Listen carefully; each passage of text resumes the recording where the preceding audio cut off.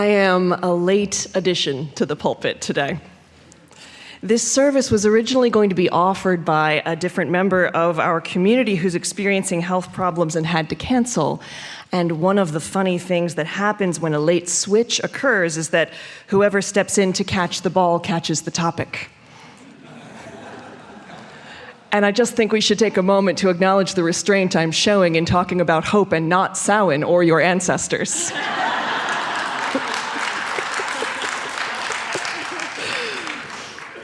That said, when Reverend Carl told me that hope was the theme for today's service, I knew I wanted to step in. You see, I've written about hope a good deal in the various columns and blogs that I'm a contributor for. It's an area I return to again and again because I think it's vital. I don't think we talk about hope enough, and I don't think we talk about the practice of hope in practical ways. I know it's dark right now.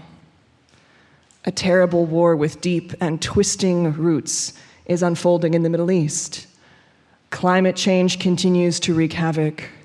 Here in the United States, the divide between various social and political factions, it seems insurmountable, unfixable, and the consequences of that struggle are often devastating.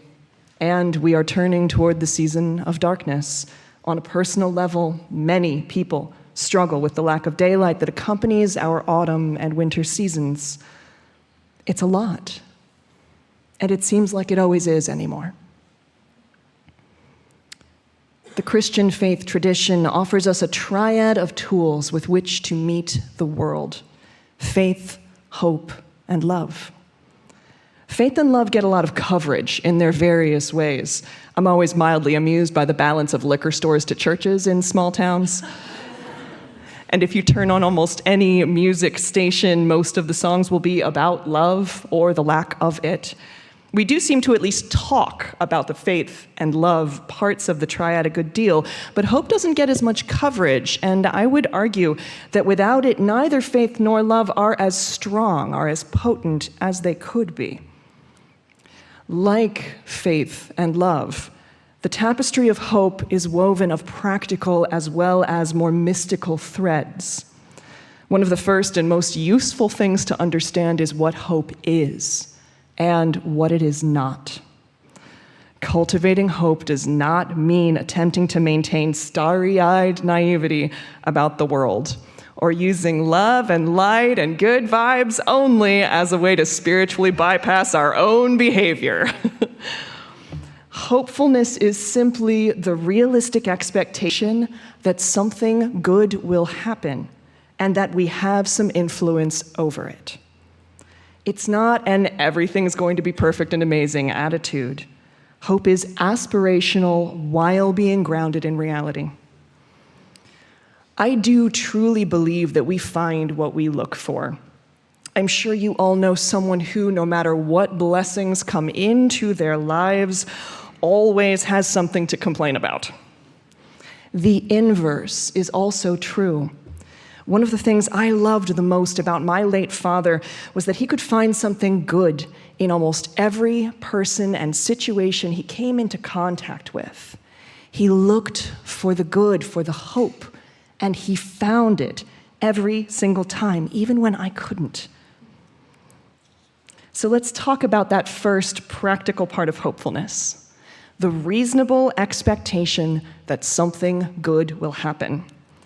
I have a few examples of hope just from recent headlines for you. A group of teenagers won a landmark environmental lawsuit against the state of Montana, successfully arguing that permitting fossil fuel development without considering its effect on the climate harmed them physically and mentally. The kids, as it turns out, are in fact all right. Right to repair acts are becoming more common in various states. California just added a new one that requires mobile phone companies to provide parts and manuals for repairing smartphones for 7 years after their market release. And chemical engineers in Massachusetts are pioneering a process to equip diesel ships with the onboard capacity to turn collected plastic garbage into fuel. The result has been dubbed blue diesel, and would save time, money, and emissions, both in the trips necessary for ocean cleaning vessels to reach the mainland to offload and in running fuel use. And those are just 3. I love children's television host and writer Fred Rogers' quote, "When I was a boy and I would see scary things in the news, my mother would say to me, 'Look for the helpers. You will always find people who are helping.'" There are so many people helping right now. It's easy to overlook in the onslaught of information about things that are going wrong. Our news cycle still follows the adrenaline-chasing practice of if it bleeds, it leads. The stories I briefly cited here are national level ones, but every day people are helping in small ways as well as large ones. But we must choose to seek those stories out. We have to look for them.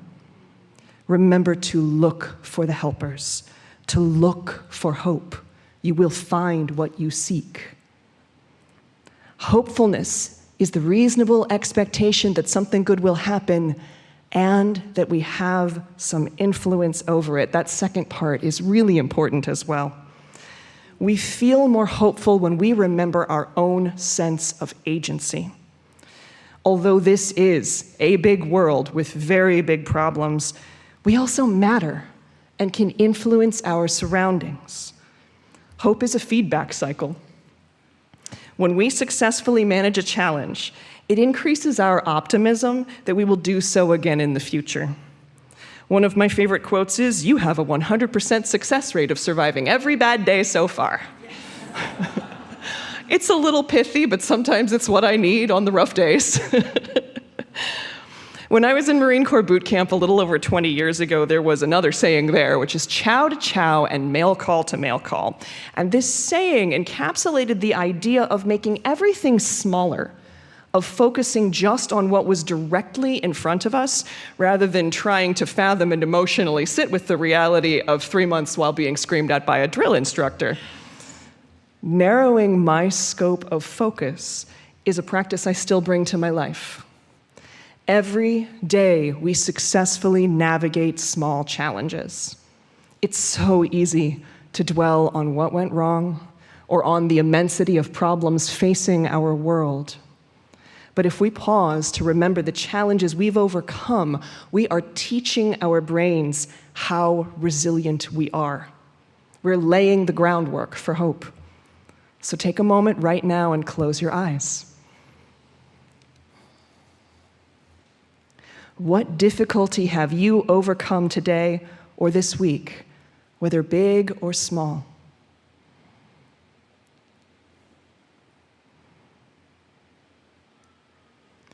Allow yourself to feel pride in navigating that challenge successfully. Give yourself some kudos. You did it.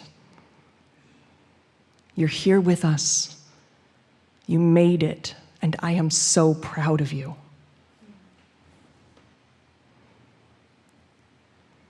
You can open your eyes whenever you'd like to. And also one caveat here as we talk about hope and how to implement it. We don't need to beat ourselves up about feeling hopeless while also trying to cultivate hope. Start where you are. If hope feels challenging, that's totally okay. It's allowed to be difficult. Grant yourself some grace. Hope is a practice. It takes repetition and some neural rewiring. It takes time.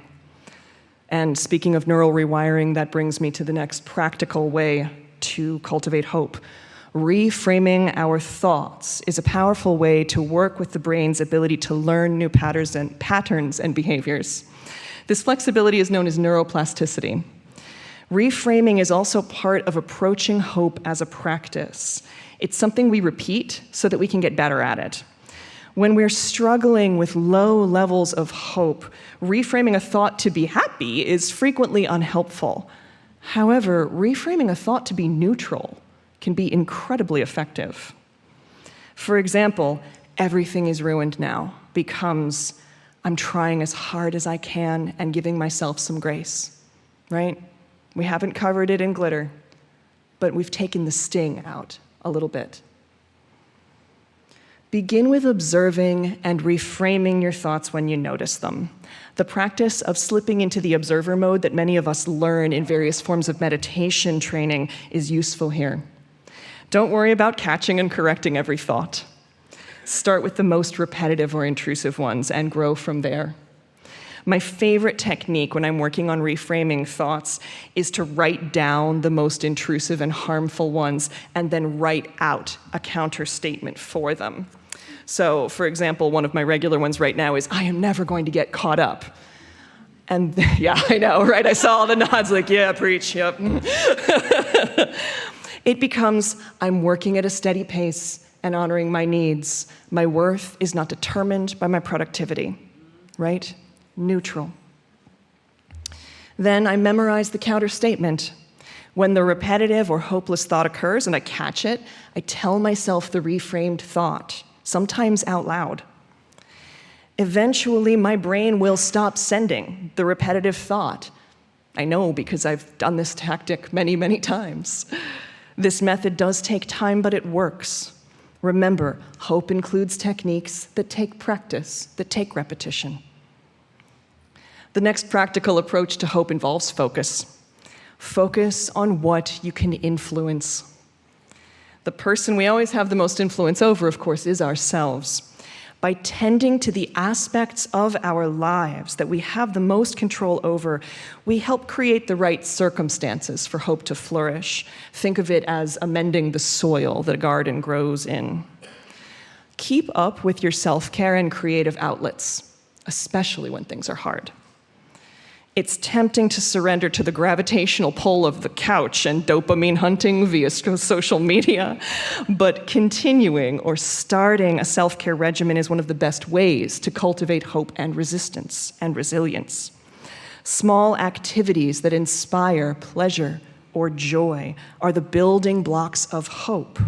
Self-care looks different for everyone, so remember to try different techniques if this is a new practice for you.